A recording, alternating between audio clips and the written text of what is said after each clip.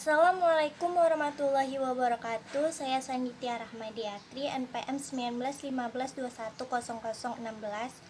Di sini saya akan menjelaskan tentang beberapa pasar persaingan tidak sempurna, yaitu perdagangan monopoli, monopsoni, oligopoli, dan perdagangan oligopsoni. Yang pertama yaitu perdagangan monopoli. Struktur perdagangan monopoli ini ada dan terbentuk ketika ada pasar yang hanya dikuasai oleh satu produsen saja. Hal seperti ini terjadi saat sebuah perusahaan atau pihak menguasai sumber daya tertentu, dan hanya dia yang dapat menyediakan sumber daya tertentu tersebut. Salah satu contoh dari perdagangan monopoli di Indonesia adalah Pertamina.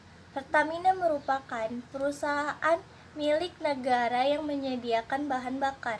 Saat ini di Indonesia hanya Pertamina saja yang menyediakan bahan bakar.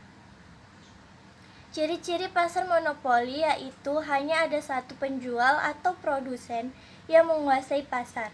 Tidak ada barang pengganti yang mirip di dalam pasar monopoli.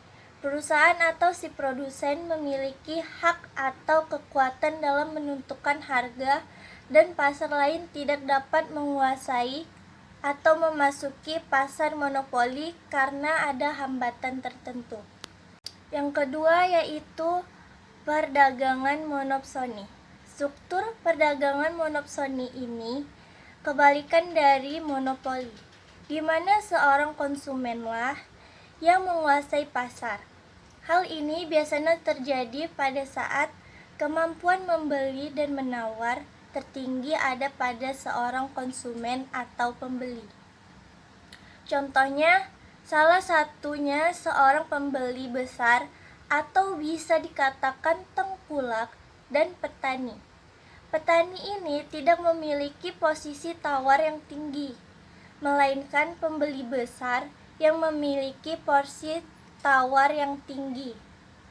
Sehingga para petani tersebut pasti akan menuruti harga dari tengkulak atau pembeli pasar besar tersebut.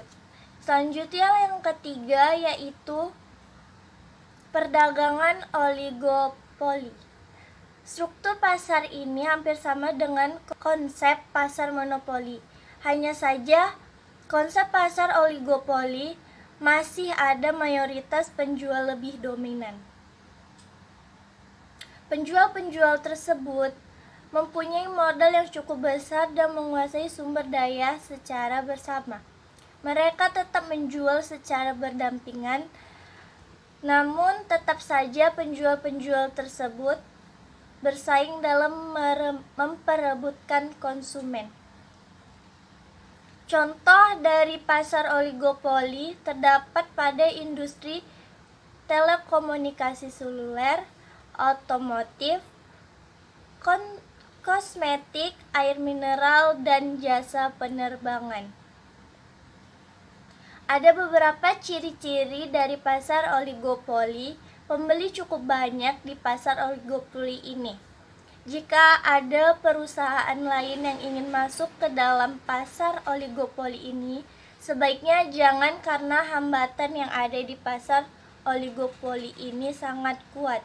Perusahaan oligopoli inilah yang memiliki pangsa pasar terbesar dalam mempromosikan produknya.